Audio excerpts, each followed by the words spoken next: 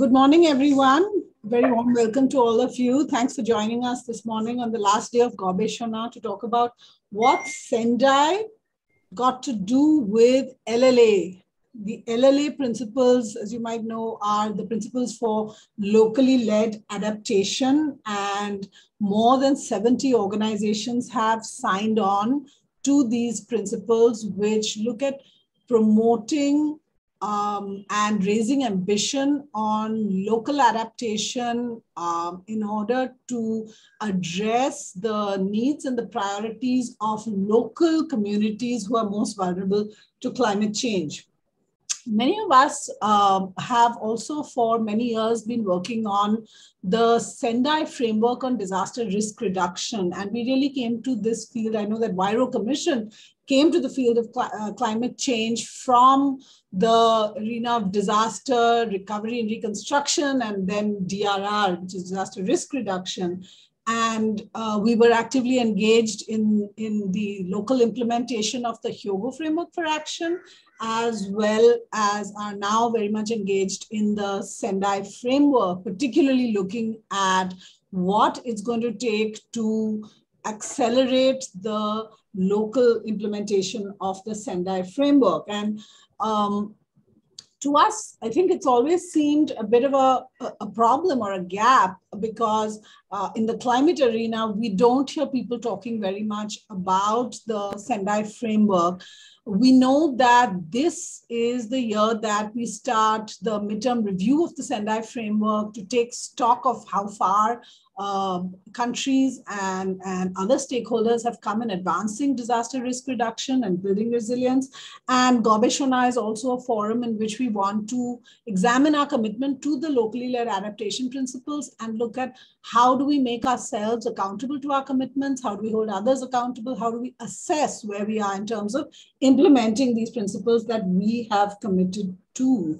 And so let's our discussion today is really focused on highlighting that at the local community level, where, and you'll be hearing from community leaders as well as someone who is a local official at the barangay level, it is more or less the same. What communities are doing to build resilience is the same, regardless of whether you see it through the lens of development or you look at it through the lens of DRR or you look at it through climate adaptation. Of course, all these things, there's much room for improvement, but even if they don't frame their work in terms of the different policy frameworks, we know that they're very much engaged in implementing these frameworks, including the SDGs.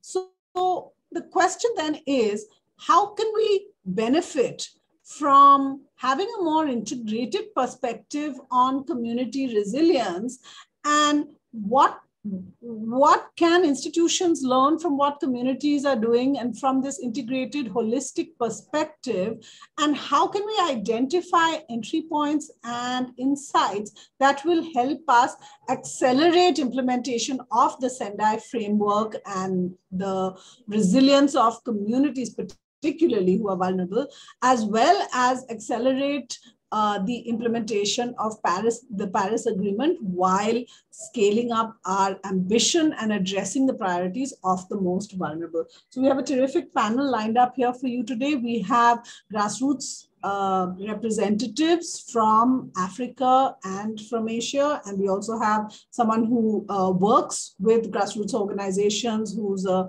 part of Barangay Council, and then we have institutional experts who have spent a lot of time working on both DRR and now are also engaged in climate adaptation. We're very privileged to have with us Orgho Sinha Roy from the Asian Development Bank. He's the senior climate change specialist, and he's agreed to moderate this session for us. And Orgho, please feel free to share your own views while you're moderating. So I'll hand over to him, and he's going to take us through the next 45 minutes or so, where we're going to hear from the speakers. And I urge all of you to share your views and comments in the chat and any questions that you might have for the speakers, which we can then have the speakers respond to after they've spoken, right? All right, over to you, Orgho. Thank you so much, Suranjana. Maybe before that, we have to request Anvesha, my colleague, to take us through the Zoom protocols and some of the technologies related to the multi-language translation and interpretation that we have here. Sorry about that. Thank you, Suranjana, and welcome everyone again to this session. Just to let you know, today's event is hosted by the Huairou Commission and the Slum Dwellers International. And we also want to thank ICCCAD for supporting us with the coordination and organizing this session, and also Gobeshona for giving us this space for the discussion. So before we move into the session, let me quickly walk you through some of the Zoom guidelines. Please note that the meeting is being recorded and we will make it available on our website at a later date. You can watch the recordings later. I request you to please close any non-essential applications on your device, such as Skype. And also please mute your microphone if you're not speaking. Since this is in a webinar format, you can make use of the chat box to introduce yourself, to write any comments or questions that you have throughout this discussion. And also, if you face any kind of technical issues, please notify. In the list, you can see Zoom Team D. You can write to them if you have any technical issues, and we will get back to you as soon as possible. Please note that we also have interpretation available in 2 languages today, Bahasa and Tagalog, because we have speakers from Indonesia and also from the Philippines. So if you go to the bottom of your screen, you can see a globe-like icon, and you can click on the languages. You can choose the language that you want to hear, and if you want to hear the original audio, you can hear it. Otherwise, you have to mute it. And I also request everyone to stay on the English channel, because that is where you will be able to hear everything in English. Thank you, everyone, and let's get started. Over to you, Orgo. Thank you so much, Anisha, and good morning, everybody. Rather good afternoon from Manila. I'm very happy to moderate this session today. Thanks to Gobeshona for providing the platform for this discussion, and of course to Huairou Commission and SDI for organizing this discussion. I think from my perspective, this session is very important because of 2 reasons. So if we see the latest report of the Intergovernmental Panel on Climate Change, a report focusing on impacts, adaptation, and vulnerability, there are 2 things which I noted. One is it clearly talks about how the largest gap in implementation of adaptation, risk reduction, and resilience measures exists in the low-income population. So obviously that means that we need to focus on that population group to minimize that gap. And secondly, the report is quite vocal in saying that integrated multi-sectoral adaptation risk reduction solutions, when they are implemented in close synergy also with addressing social inequality, those kind of solutions are much more effective and have much more longer term outcome. So I think it's very important to understand from the communities who are in many ways leading such integrated and multi-sectoral solutions at the local level, to hear from them and understand what is working, what are some of the barriers that they are facing, how they are interacting with their local stakeholders in the provincial government, national governments. At the same time, hear from policymakers and understand, so what is required to scale these initiatives in the context of accelerating in a Sendai implementation, as well as the local adaptation principles as introduced by Suranjana. So we are very happy that today's discussion, we have grassroots leaders as well as policymakers. So what I will do is we will start with one of the policymakers, then we'll go to grassroots leaders, hear from them and local barangay officials, and then again, we'll go back to another policymaker and hear from his perspective. And lastly, I think from Asian Development Bank's perspective, I think this is important because we have recently launched a large-scale program looking at community resilience, and essentially to working with the governments and trying to understand how we can improve the enabling environment needed for more holistic actions to take place at the community level. So for me, it's very much a selfish motive to moderate this session and learn from it and see how we can inform ADB's work moving forward. So with that, I'm going to introduce the first speaker, who is Harjit Singh, the Senior Advisor of Climate Impacts at Climate Action Network International. Harjit, thank you so much for joining. I know you're on travel, so really appreciate your time.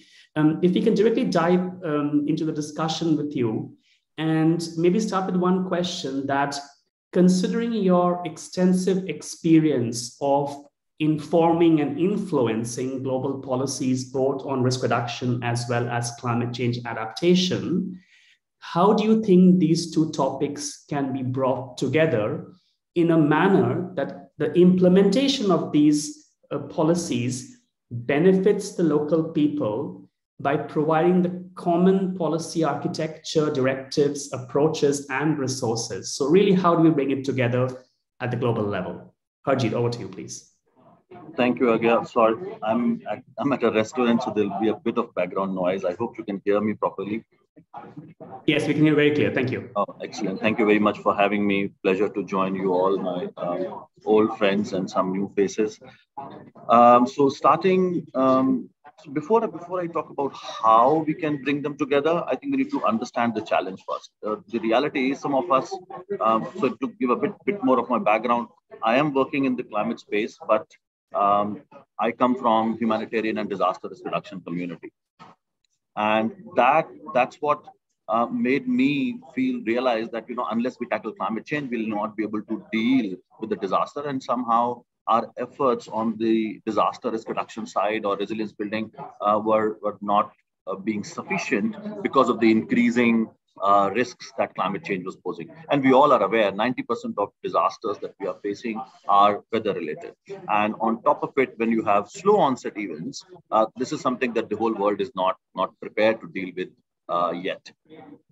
So that's the context. And we also know when the adaptation concept was being developed, the adaptation, as a concept, if I can take the liberty of saying, has come more from the top, more from the environmental community. Whereas the grassroots experience has come from the humanitarian and disaster risk reduction community. Now, these experiences had to come together.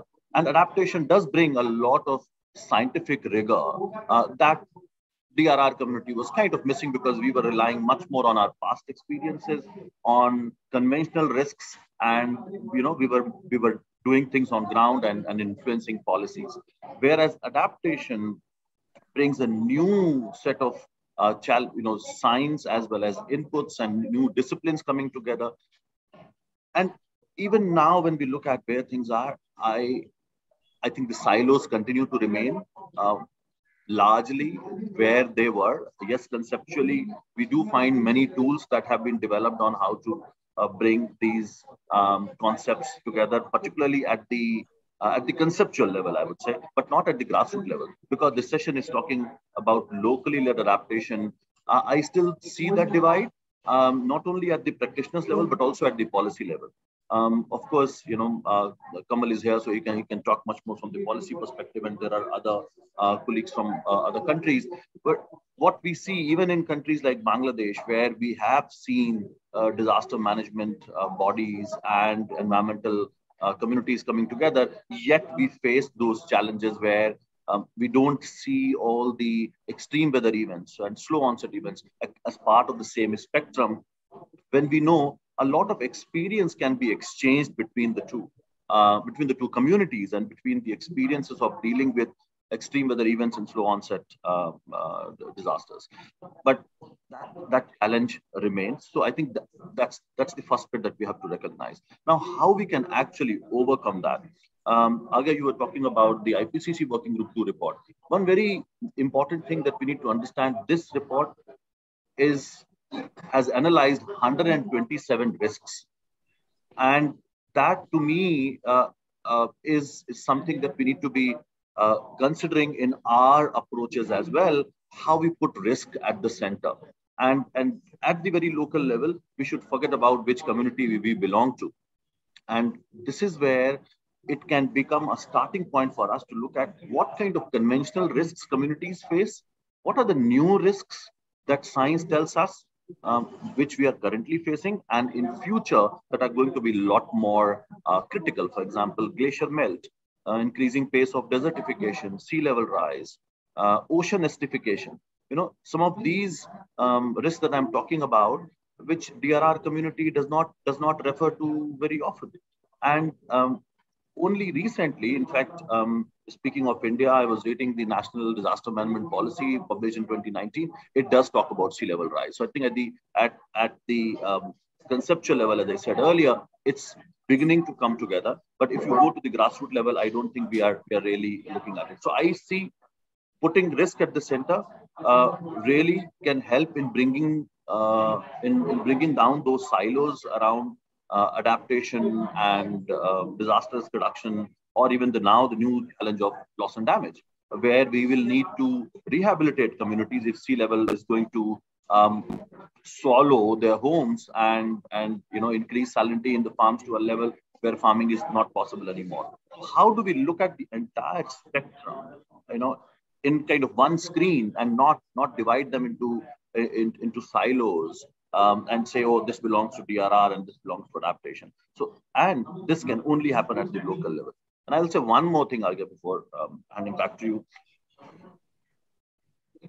Another reason I find that challenge remains, or that silo remains from top to bottom, I think we are mixing practice and advocacy. At the international level, and because you talked about global perspective, we will continue to fight for adaptation as a separate stream and separate financing pot for the accounting purposes, because there is an obligation attached to climate finance. And even if we wish to integrate that, we talk about coherence, integration, mainstreaming, that all needs to happen at the local level. But at the international level, we have to count that money, because we are pushing developed countries to foot the bill of adaptation. But that does not mean that we have to continue talking the same lingo right at the local level. I think things should begin to kind of merge at the national level, where we will still see some kind of departmental thinking, which is required to drill down on a number of issues. But as we move to subnational and local levels, it should completely dissolve. And that's where the bottom-up planning, the local adaptation and resilience strategies are extremely important. Because when we talk about a human being and their lives, you can't break them into several disciplines. For them, it's one life, right? I'm facing a risk. The risk has increased, and I'm facing new risks. So if we have that as a starting point, then we all contribute to that planning process through science, through our previous DRR experience, through our humanitarian experience, which is going to be so valuable for planned relocation, which is going to be a real life situation. It already is, right? People are losing their homes and farms. So who has the experience? Humanitarian community has the experience. It has to scale that. It has to be scaled up. So yeah, sorry for taking a bit of time to respond to the question. I thought I'll just set the context. No, thank you. That was incredibly useful, Harjit. Very, very appreciated. So I completely, take your message on the importance of looking at the entire spectrum of risk and essentially putting them in one basket, and then having that risk as a center point or starting point to take any decisions that a local community is taking, a local government is taking, or subnational government or national government. And also thanks for highlighting that even the silo exists. There are cases, as we talked about in India policy, where some progress are being seen, and hopefully we'll have more of it in the future. And on this distinction between practice and advocacy, which I found it very, very useful, I also think that advocacy, if that needs to maintain the silos for the rightful reason, then one should take advantage of that and try to then mobilize resources from two baskets instead of one, if that helps them to take the action on the ground, right? So thank you so much. Can I have one follow-up question to you? Just a very practical question. We have community leaders over here. So what tip do you have for a community leader when she or he is interacting with their national counterparts in country and making a case for bringing these topics together so that ultimately implementation at the ground level is responsive to collective local needs? So what would be your tip for them? Thank you. I would say we need to be very real, very objective, and very pragmatic when we talk about community level engagement. We all know that communities are the first responders to all these risks and challenges. They are the ones who have been dealing with it for generations, for hundreds of years. And they are experiencing those risks, firsthand. So they know how risks have increased. So their leadership in planning and implementation is paramount. There should not be any compromise on that count.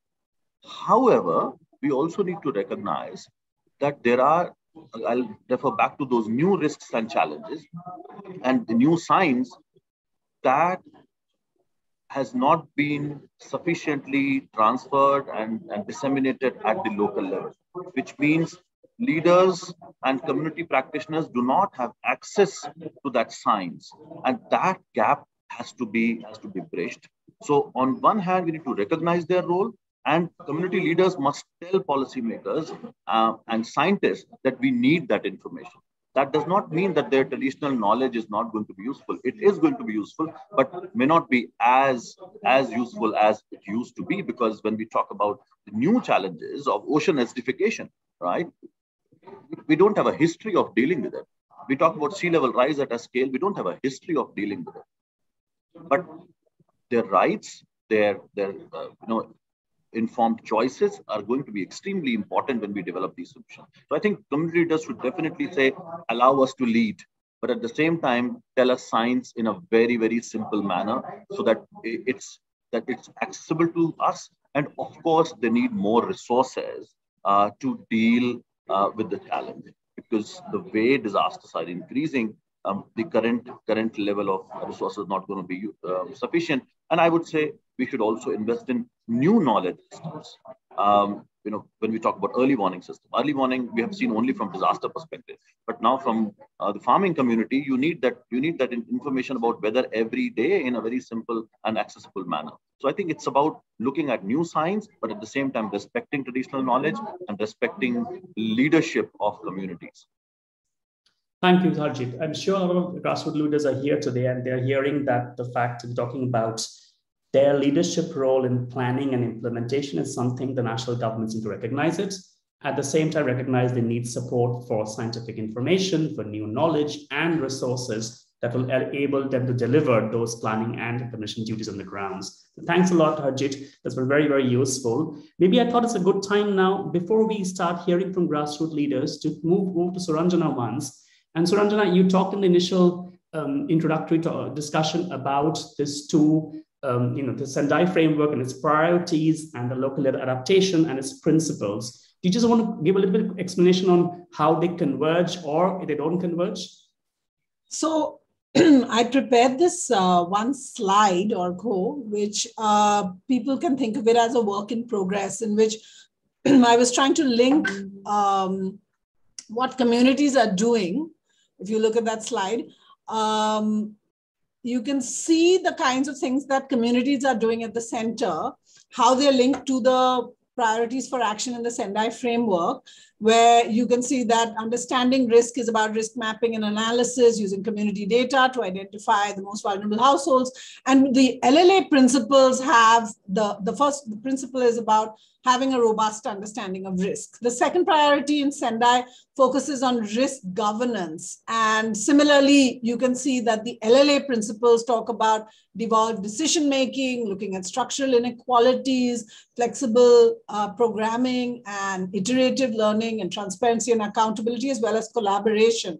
There, if you look at what communities are trying to do, it's all around influencing public decision-making processes, partnering with government and other stakeholders, monitoring government programs, demanding greater accountability. So again, it's very much aligned. The third one around the Sendai priority speaks about investing in DRR. Here again, we know that communities are looking at all kinds of resources to invest in DRR. You have their own resources. You have a lot of savings and credit groups which are putting in their own savings. You have community funds which have been developed both by the Slum International and Huairou Commission, where communities are engaged in designing how the fund is used And we're looking at that as a central principle, that communities playing more of a role in designing and looking at how funds can be better aligned, how the funding mechanism can be better aligned and more responsive to what communities need done. And here the LLA principles are talking about patient, predictable funding for the local level and investing in local capacities to leave behind institutional legacies. And the last one, actually, I haven't exactly figured out how we have to, which of the LLA principle speaks to it, but we know that with emergency preparedness and recovery, again, there's a lot of work being done on the ground by communities to prepare contingency plans, coordinate with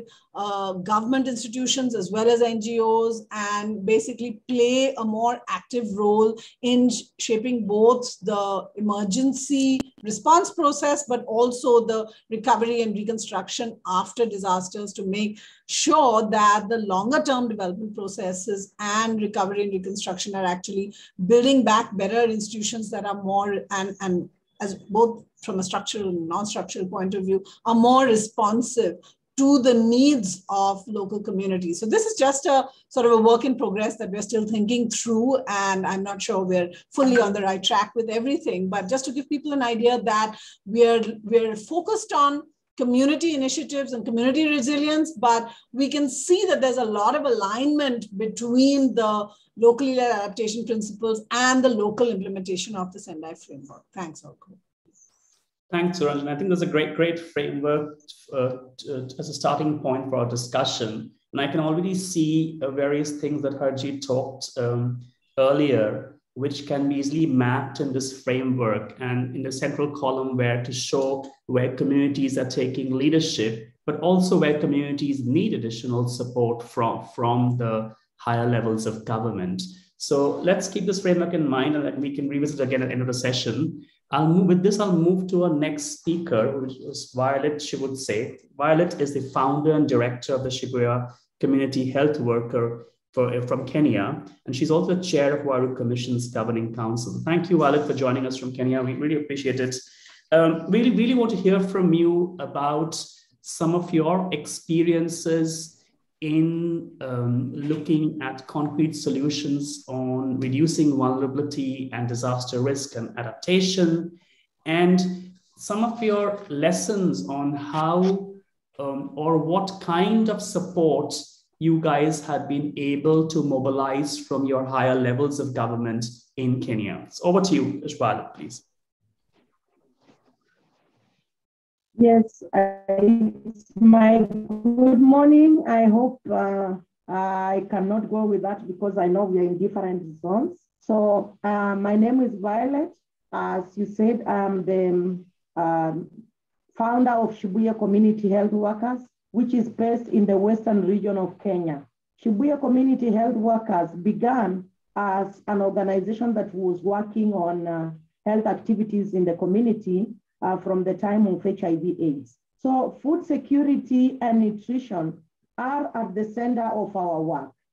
And as an organization that works in rural community, we do not do food supply. We actually use our own farm to be able to grow food that will be sufficient for families, but also nutritious food that can be able to keep families healthy. So in 2008, we experienced a very big change where most of the land had been degraded because of flooding that was happening every time, which actually caused soil erosion. In our community, the lands are slopey, most of the lands are slopey, so a lot of soil was washed away. This actually contributed to many households not having food. There was totally insufficient food at household level, particularly those that are led with the women, because as rural women, we do agriculture to enhance food security, but also it's our livelihood. So that also compromised the livelihood of most of the families. So in a mapping report that we conducted in 2010, that was led by grassroots women with resources from Huairou Commission through CEDA funded project, we were able to identify that land degradation was the most disaster that we were experiencing, and soil fertility had really been compromised. The soil, we could not produce food from the soil that we had. So we came up with an action plan with the Agricultural Office during our feedback meeting of the mapping report, where we selected 50 farmers to be like the demonstration farmers that would start a process of soil management and rehabilitation. The grassroots women, we were able to actually consolidate all our plans together. And I just want to tell you, it wasn't so easy because the agricultural department believes more in chemical fertilizer. So they would say increase fertilizer, do top tracing, and many things that are related to the Western way of farming. And for us as grassroots women, that was not sustainable because the fertilizer is not pocket friendly to us. We also shy off from using chemical fertilizer because, as you heard from me, most of the families that we were dealing with were affected with HIV/AIDS. They are living on ARVs. So consumption of a lot of fertilizer was actually a worry for us. And in many families, we were also dealing with orphans and vulnerable children, food security, which we could not continue to use fertilizer. It was a big worry on their health status. So as grassroots women, we sat with the Agricultural Office and really had to convince them on the kind of agricultural practices that we wanted to do. Most of these that we learned from our grandmothers and others that we had learned through peer learning from Huairou Commission. So under soil management and rehabilitation, we identified practices like composting, making farmyard manure, mulching, practices like doing terraces, crop slope barriers, vegetation that would actually stop water from growing where we have slopes. And this actually worked very well. To be able to convince the community to make these practices get more expanded and learning, we conducted field days with the agricultural department, where farmers would come to these homes at the ward level and learn from the grassroots women what they were doing. And this expanded. In 3 years, we were actually able to move from acreage of 45 to 250 acreage that the grassroots women had improved, which actually was a very big plus for us. In 2014, we became the champions of soil rehabilitation and management. And GIZ, through a fund called COPA, identified Shibuya as one of the experts, and they funded us on organizing our activities around soil rehabilitation, including expansion. What I want to say that it was a little bit of a challenge because most of these partners do not fund organizing. For us, we like organizing like these field days. We also want grassroots women to meet with government and do feedback meetings, but for them, they fund more on practice, direct practice, the number of acreage you are improving, maybe a little bit of money with the linkage with agricultural extension, where you go direct to the farm. But for us, we showed them how much we invest in planning as grassroots communities. And for some time, I want to say that we are celebrating because now the partners that fund our soil protection activities are funding peer learning and exchanges, are funding field days, and they actually know that our power in organizing the community is actually very important. We are actually also demonstrated how we are able to mobilize resources, how we work very successfully with the local authority. Now, because of this, we have been among the organizations from the only organization in rural community that worked on soil rehabilitation and management policy that is now underway in the national government, that is going to be our soil rehabilitation policy for Kenya. We have put a lot of input on what does it mean to do soil rehabilitation in relation to things like land, accessibility to land that were not coming up because they are usually treated separately, and also looking at how to use this to promote the SDGs, like for hunger and poverty. I want to say that we have really expanded the practices from 29 wards. Now we are in 22 wards in 3 counties in Kenya, which this is a very big plus. We also had a peer, through Huairou Commission, peer learning between Kenya and India, Africa and India, where all the African groups that work with the Huairou Commission and India came to our community. And for us, that is the real partnership and how we want to actually ensure that some of these practices can go beyond one region, beyond one country to other communities also. Shibuya has a slot right now on the fund that is being funded by World Bank in our county, which is called Climate Smart, and we are on the steering committee because of this.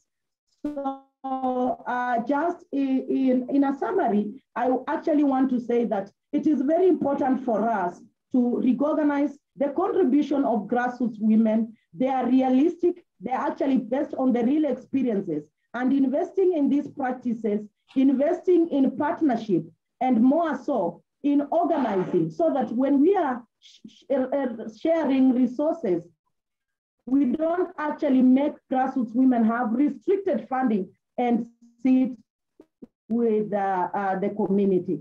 Recognizing grassroots women data collection is also important than just going one way of research, because also our mapping was able to surface all these issues. Thank you so much. Thank you so much, Violet, for sharing your excellent experience. I clearly see what you talked about and what Harjit was saying earlier. I mean, the very fact that you have connected the work on food security and agriculture with health, which is your starting point in many ways. I think that's very, very critical, because Harjit did talk about looking at the entire spectrum of risks, and risks are not just always natural hazard related, but other kind of risks are also there that communities are facing day in and out. So that, for me, that's a great learning. And secondly, the idea that how you guys demonstrated to national government that you guys have the capacity, you work as an able partner of local authorities, and you're also able to share and bring international practices through the peer-to-peer learning that Huairou Commission facilitated. And for me, the key learning over here is for decision makers who are deciding on allocation of resources, that when we are talking about risk reduction and adaptation resources at the local level, it's just not the resources for the actual practice or actual technique, but it's also resources to be for the approach, or in this case, organizing communities, which takes a long time and years, and building their capacity and the trust with the local governments. So that process-oriented approach is very, very critical, if not more.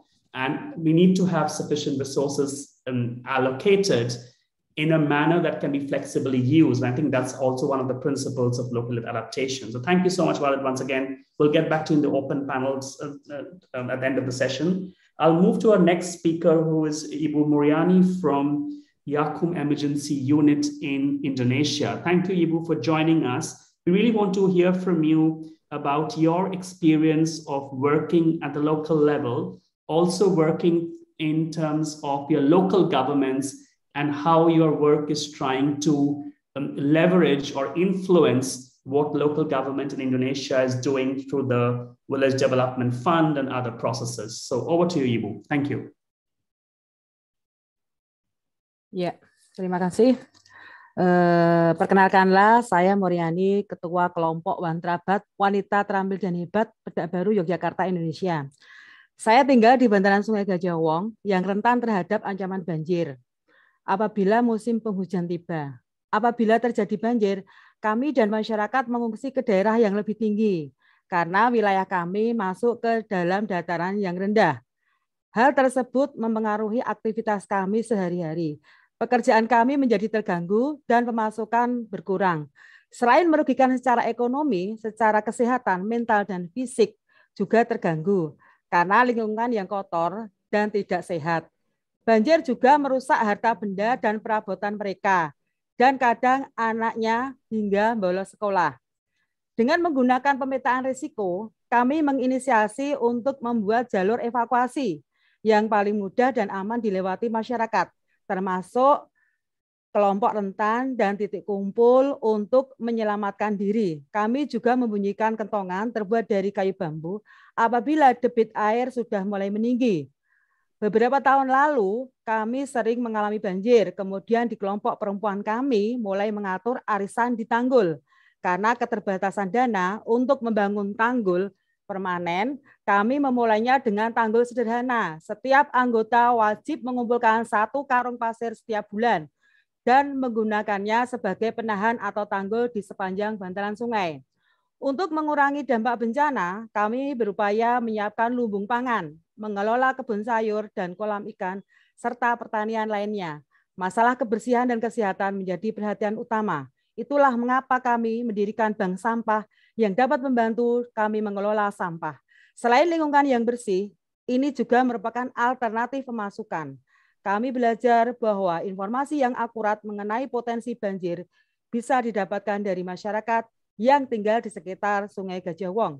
Selain tergabung dalam tim siaga bencana, kami juga berjaring dengan kelompok komunitas sungai Gajah Wong atau Forsidas, Forum Komunikasi Daerah Aliran Sungai Gajah Wong, untuk membangun ketangguhan masyarakat serta mitigasi bencana.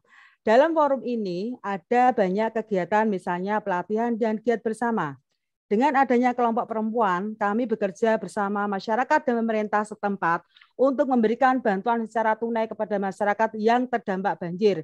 Kami juga menggalang dana secara lokal sebagai dana siaga untuk meningkatkan sumber daya dan memperkuat kesiapan kami. Ini adalah upaya dari, oleh, dan untuk kami. Maka kerjasama dengan pemerintah setempat, dengan masyarakat sangat penting, sehingga semua masyarakat dapat terinformasi tentang potensi bencana dan aksi apa saja yang bisa dilakukan dan melibatkan partisipasi serta kontribusi dari berbagai elemen masyarakat, termasuk kelompok rentan. Dengan pemetaan risiko, kelompok perempuan bisa menyuarakan perspektifnya dan terlibat aktif dalam raising awareness dan membangun kesiapsiagaan baik di keluarga maupun di komunitas. Meski jejaring dengan pemerintah kadang sulit dilakukan, tapi membina kerjasama dengan aktor lain, misalnya universitas, forum sungai, dan lainnya, sebagaimana juga bermanfaat untuk memperluas pembelajaran dan praktik baik.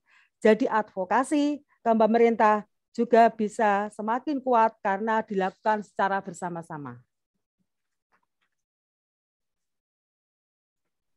Thank you so much, Ibu. That was very, very useful. And specifically, again, I do see some common threads with what Violet discussed earlier in the context of your solutions being in the context of food security again. Also the importance you highlighted about partnering with local governments and local authorities, and looking at also issues of risk beyond the hazards in the larger environmental space. You did mention something which I think was critical, that risk mapping, is not just a technical exercise, but very much when local women are involved in the risk mapping processes, it allows them to better understand risk and accordingly then negotiate decisions around risk reduction with local authorities. And I think that itself deepens the democratic process itself in the local area. So I think the risk mapping as a tool is very, very powerful when done correctly to really help shift the power balance eventually between government and local communities. So thank you so much, Ibu, for sharing your experience. We will move to our third panelist now. We are very happy to have with us Mr. Frederick of Fed, better known as Fred Marcelo, who is the Barangay Council from Bagong Silangan in Quezon City in Metro Manila. Fed, thank you so much for joining us. Of course, you work very closely with the community groups in Philippines. I'll be keen to hear from you.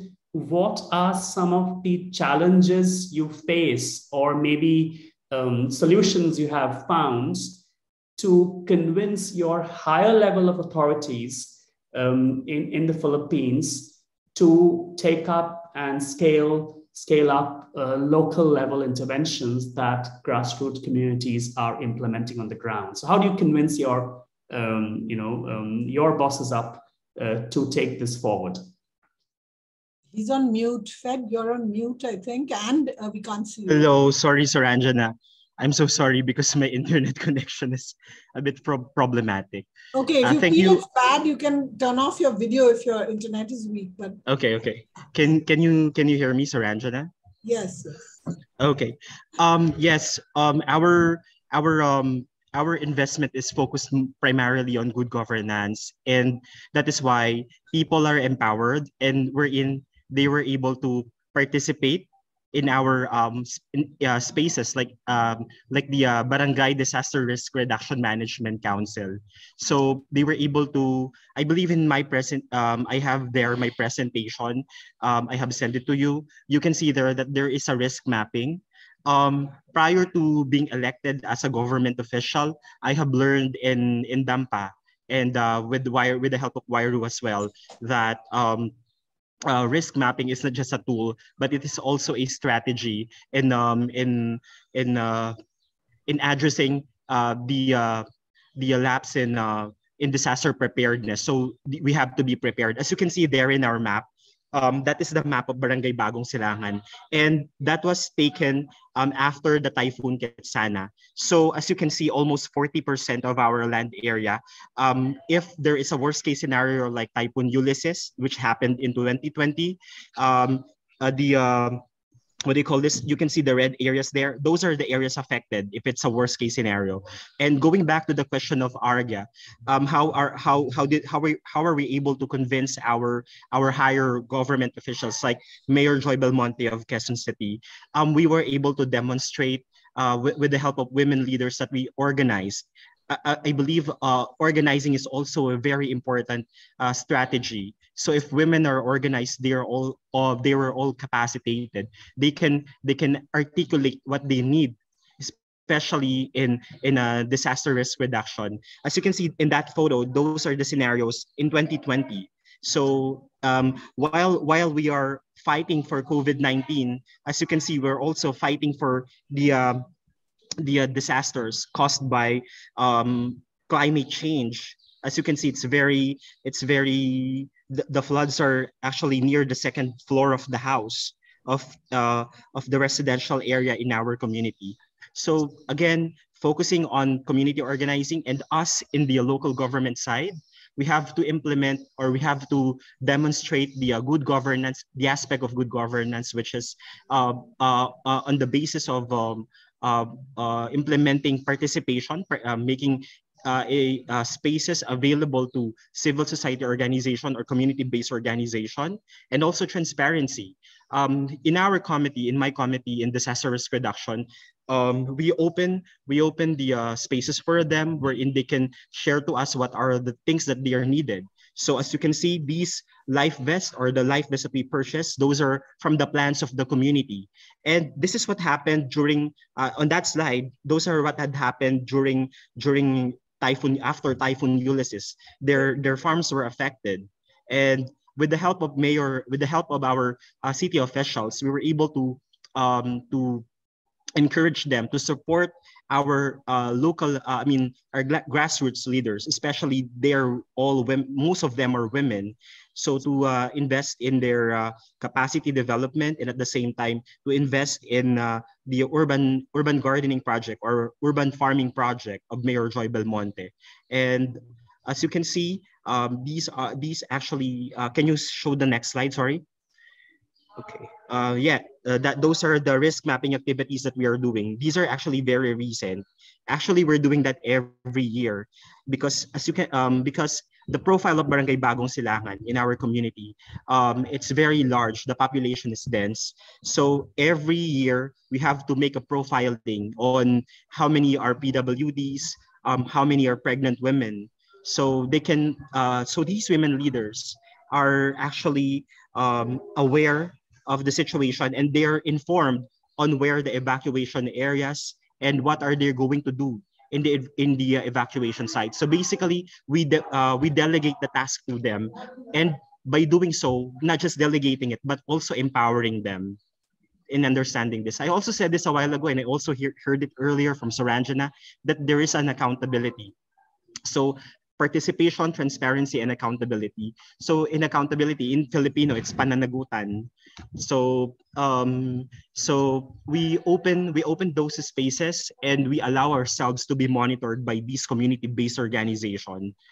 And in that photo, as you can see, women are the ones leading in the rebuilding of their communities after the aftermath of Ulysses, and they know what to do. As you can see, they're the ones lifting the debris and other fallen trees in the area to rehabilitate their community and to rebuild their farm. And going back to the transparency aspect and accountability, we are inviting them into our spaces. As what I have said earlier, we are allowing them to be monitored, to monitor our programs, and also they can suggest what other programs that are relevant to their communities. Because Bagong Silangan is very big, as you can see in the profile earlier. Our community has 39,000 families, or basically we're handling about 156,000 population in estimate. So this one project of our barangay and community have been supported by the local government, Mayor Joy Belmonte, and then eventually it was being picked up by the national government agency, particularly the Department of Agrarian Reform in NCR, and also the Department of Agriculture.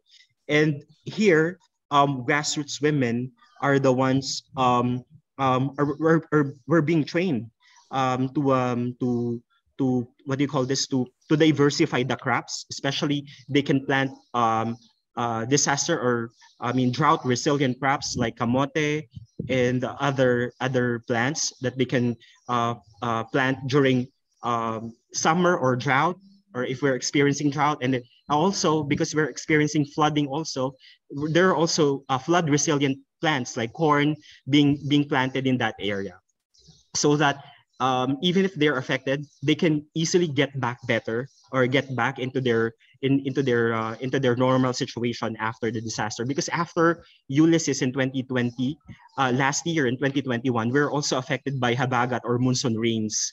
So those are basically flooding every year is being prepared in our barangay, not just for flooding, but also for fire, because our community, because of lack of urban planning in the previous administrations, we're also prone to fire, and also we're also prone to earthquake because we're living in the West Valley Fault.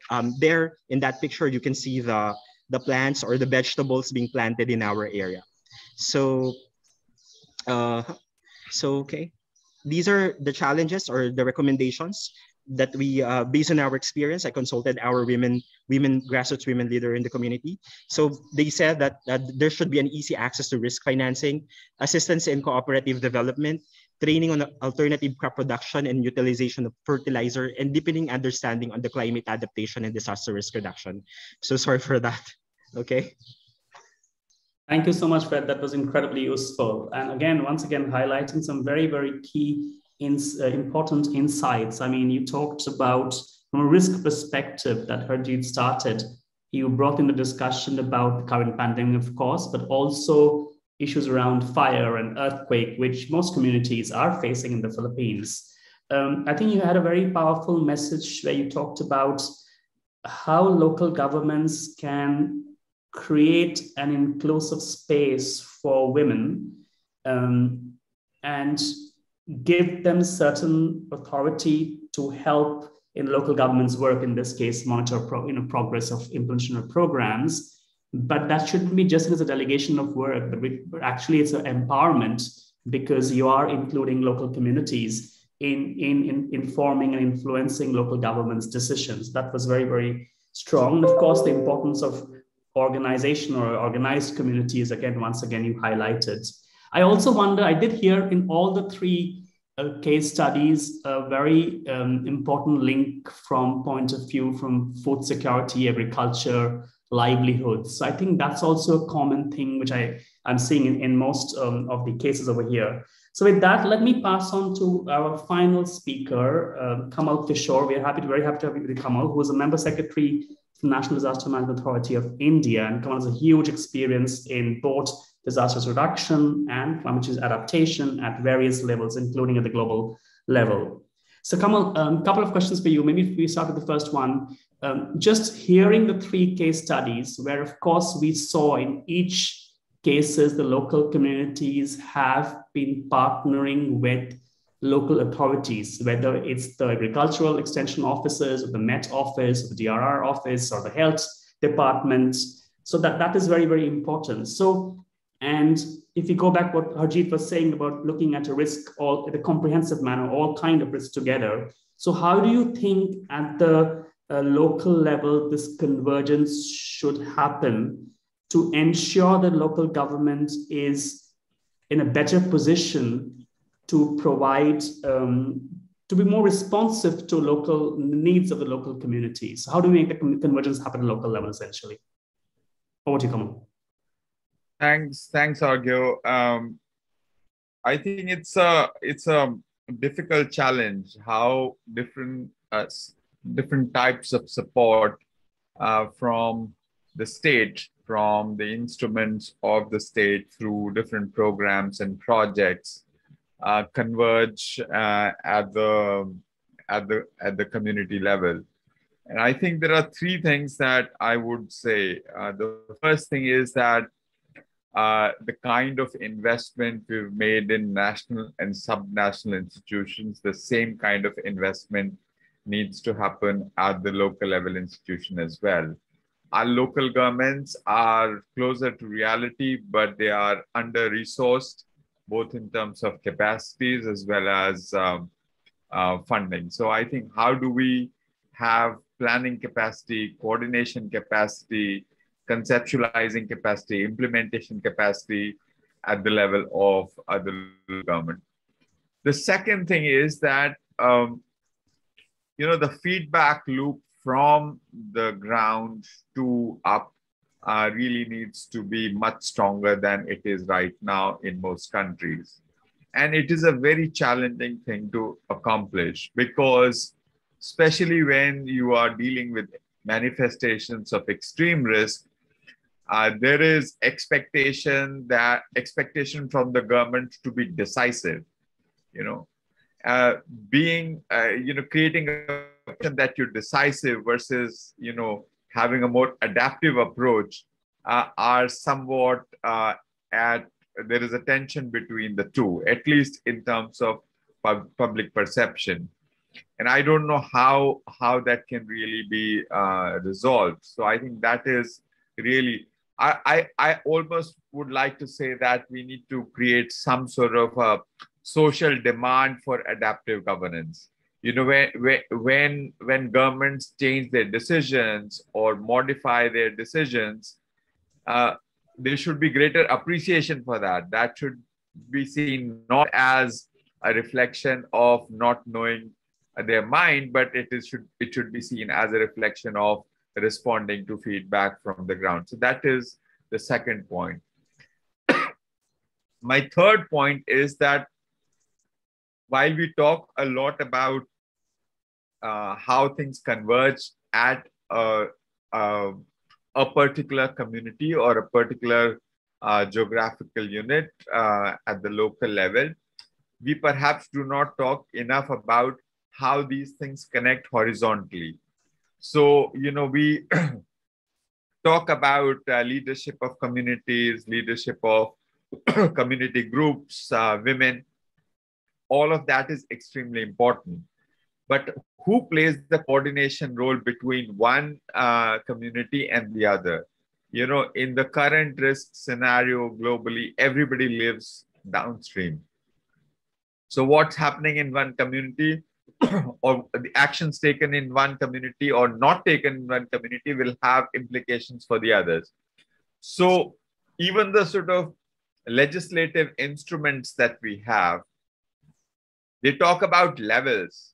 They talk about national, subnational, local levels, but they do not talk about how these things cohere horizontally. I think that is a challenge we need to address. And this challenge came particularly alive in the context of the pandemic. So, if there is one state which is, a state or one local government which is enforcing certain kind of, non-pharmacological interventions, and the adjoining one is not doing that, then the effect of one gets sort of nullified. So who plays that coordination role? We must realize that despite all the best knowledge at the community level, lived experience at the community level, in certain respects, there will always be some blind spots at that level. And there has to be a mechanism to sort of overcome that. And I think there should be, that's where we need to exercise our imagination. So these are my three big things. One is we really need to have a greater investment in local governments in terms of capacities. The second thing is that a feedback loop, social demand for adaptive governance, and finally, some mechanism for horizontal coordination between communities. Thank you so much, Kamal, for sharing your insights on these three very, very important points.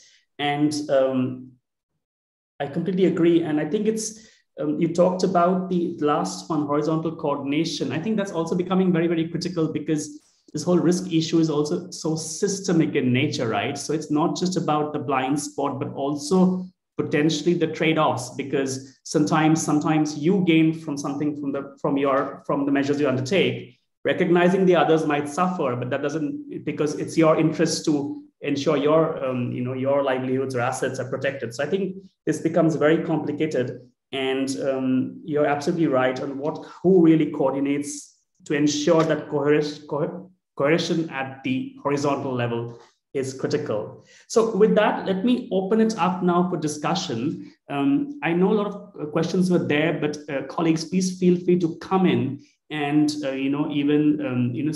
speak your question, put in a camera. I know Sheila was there in the session. Sheila, are you still there? Yes, I am. Do you want to just share some of your reflection of what you heard from the other panelists, which might just go ahead. This has been a very exciting session, and I think your ability to bring out the issues that are important for all of us working on the ground also shows how familiar we have become to these sensitized issues. So let me I've made some notes, and I'd like to hear what community groups say. And I'll start with Kamal Kishore's interventions. This issue of how to kickstart coordination, how to bring communities and local authorities together is something that all of us face all the time. And all our experience, all the things that the earlier speakers from local experience said, show that a crisis produces opportunities to collaborate, to coordinate, to communicate in ways that you never thought was possible. The challenge is, how do you institutionalize that? And I think that that has become a starting point for many groups. And I think those of us in social movements have to now take advantage of those things to systematize the local relationships and work with local authorities to bring other state, subnational, and national groups, coordinating groups into that process. That's very empowering if and when that happens. and the experiences we have seen in the Philippines, both in the last Gobeshona, we talked about Quezon City's mayor's program with both Huairou Commission and our SDI affiliates on the challenges of food security and the amount of space that was available to have community kitchen gardens. So I'm just saying that, that there's a way by which we have to communicate these possibilities that are to do with engagement. Something which Violet said is something that made me realize that, you know, in many ways, when communities express challenges, you know, they are like the canary in the mines. You know, it's an early warning system of something that is systemically not happening.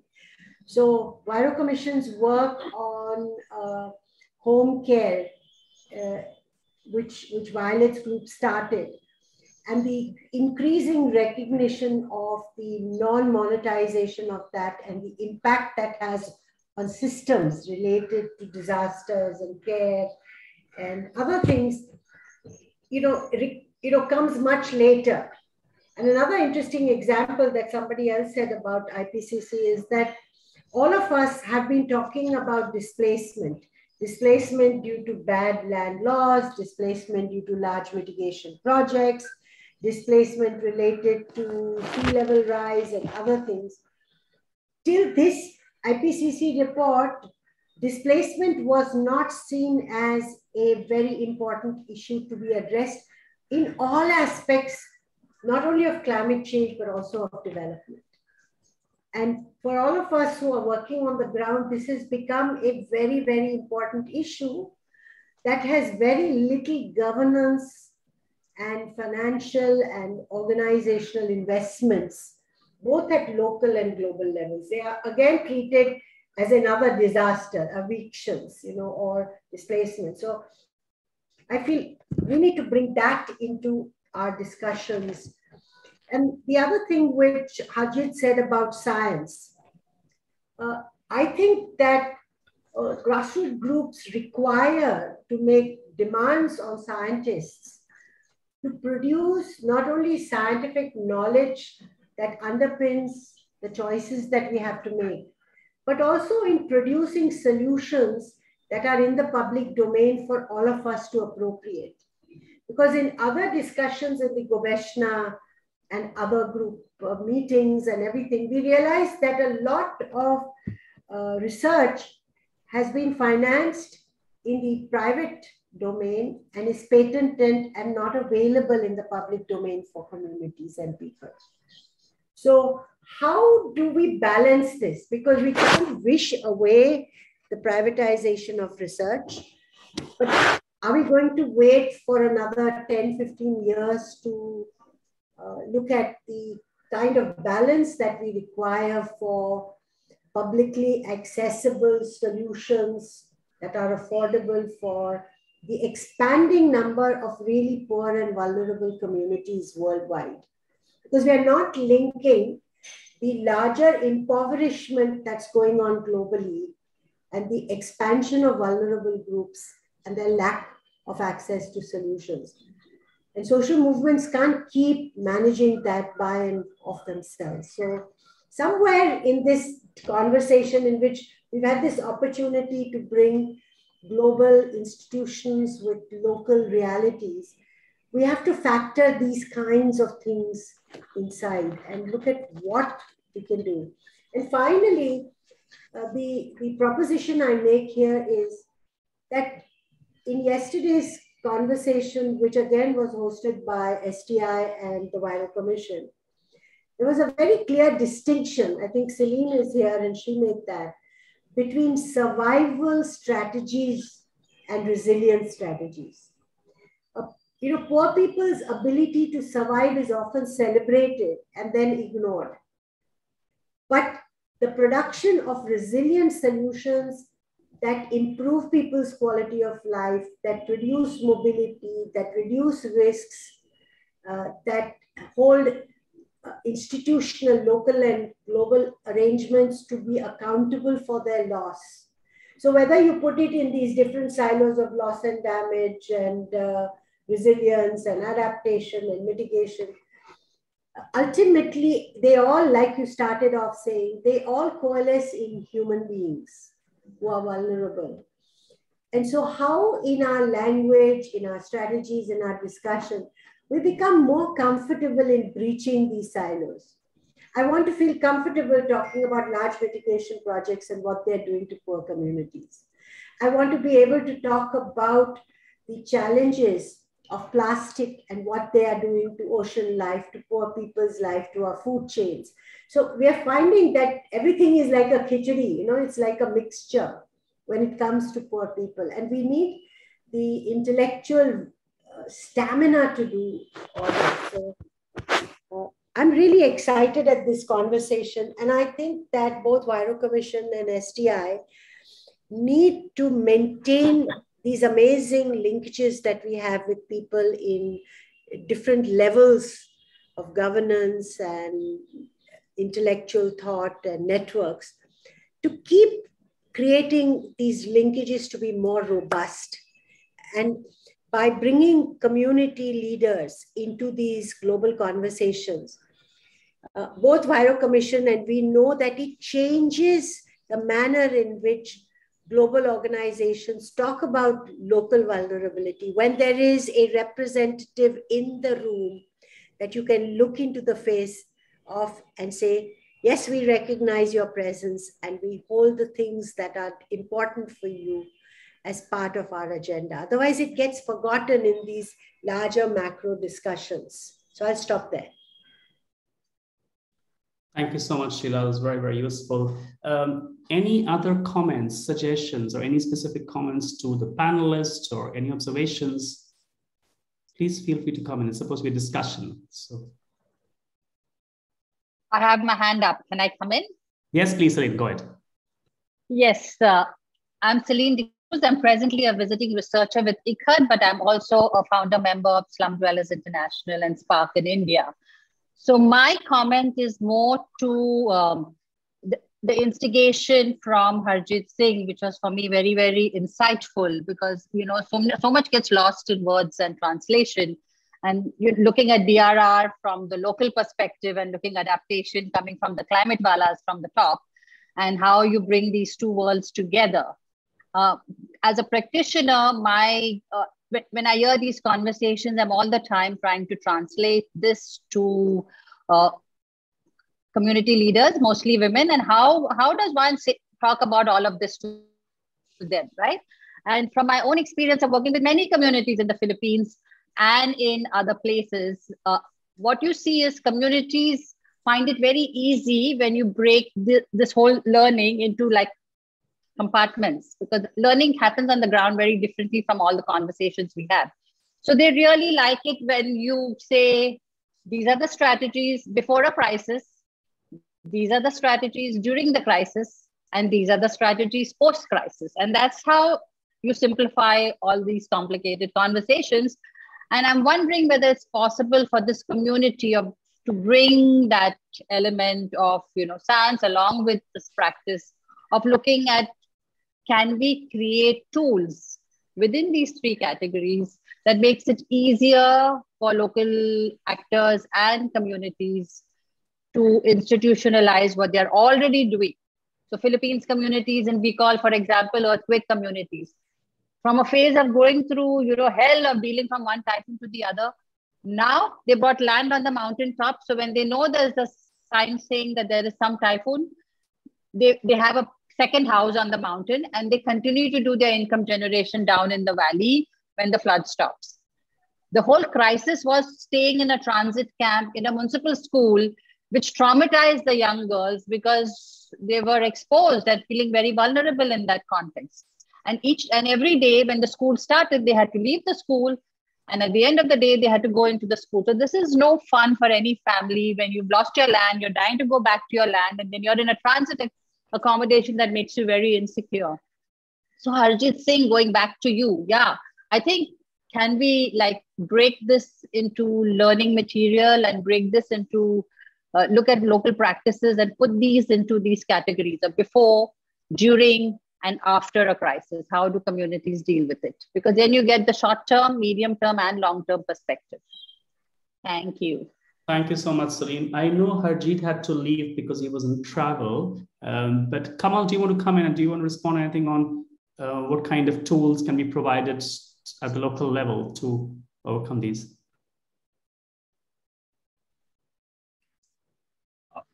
I think what my first reaction to the provision of tools which are developed elsewhere and then applied to the local level is a little bit of skepticism. I can tell you that my organization, National Disaster Management Authority, produces a whole lot of material for local level use, to be translated in the local languages and used, etc. But then I'm never sure how effective it really is and how much of it is really a supply-driven thing. My own first inclination is always to use what is happening at the community level, the risk language being used there, the cultural context, the cultural resources at the local level, and build from there. Now, there are some aspects where I think some external, I don't want to call it intervention, but support. There is this great model in Karnataka, for example, which is a very high density of weather stations across the state. Karnataka's and the impact of having that kind of support at the community level, so that that support fosters a better and a little more scientific understanding of what's happening at the local level. So I think there is a place for that, but my own inclination would be to use the cultural context, the lived experience as a starting point for developing these materials that Celine was talking about, rather than, have this massive central government or state government-led program, which, will always be limited by design in terms of its imagination. Thank you so much, Kamal. Any other participant would like to come in? The questions? I can say. Yes, Ranjana, go ahead, please. So, firstly, I think this has been a super interesting discussion that's touching on a lot of things, including this issue of tools and learning. Sorry, excuse me. And how, what kind of tools are helpful, where they should come from, how do you develop the right ones? But I do acknowledge the need. I agree very much with what Kamal is saying around local tools and so on, but there's a huge need for us to understand, not just communities, even those of us who are sort of intermediaries, to understand much more about how to link climate science to our work, how, to understand climate science more, and then to find ways to translate that into what does it mean in terms of impact, and how should it inform actions that are being taken at the local level. And even, I think, starting the conversation with climate scientists is a huge challenge that we see. And I think the other piece I want to comment on is this idea of survival and what Sheila said on how things that don't work are also sort of early warning systems for how a system will ultimately respond in a crisis. And of course, we saw that in the COVID crisis. But also then we need to look at what communities are doing locally in terms of caregiving, and caregiving in a broader sense, not just caregiving around health issues at the community level. But if you looked at the COVID crisis, there was caregiving that was more women getting organized to work at a community level with local governments to provide information, to access health services, to support people to go to get tested, to get treated, And the work, again, that people are doing on food security and in emergencies and beyond emergencies is often also around filling a gap that occurs in crisis between the time that humanitarian responses or social protection responses from the government kick in. So in that sense, it's a very, very important function. And if one were to institutionalize those things and see them as part of a larger sort of a systemic response where, you know, some part has to be taken on by local communities because of their proximity to the crisis and the people who need assistance, then, you know, there's another level at which humanitarian agencies and governments come in with their support. Then it creates a larger sort of a systemic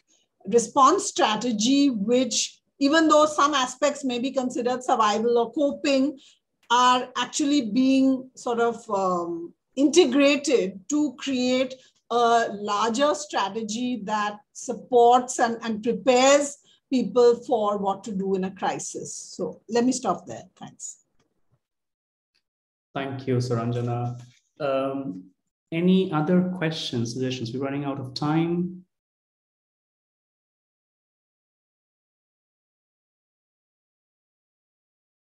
Okay, I don't see any hands raised. If I missed somebody, please feel free to come in.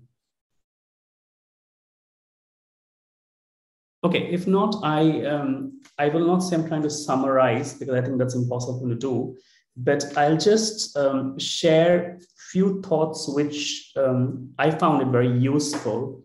First of all, I think we heard from communities as well as policymakers, 3 broad strategies that work to ensure locally led actions on whether you call it DRR, adaptation, resilience, doesn't matter, can be potentially recognized and scaled up. One is a strategy that allows organization of communities or organizing communities to happen. That itself is an important strategy.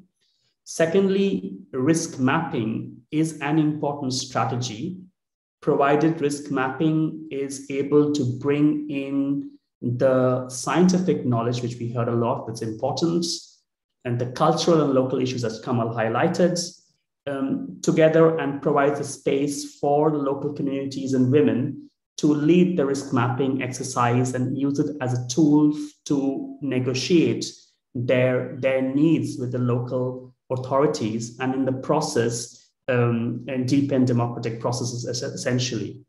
And the third strategy for me was how local governments can create space to formally recognize local community groups and give them certain tasks, which not only helps local governments reduce their own burden, but also eventually empowers the local communities.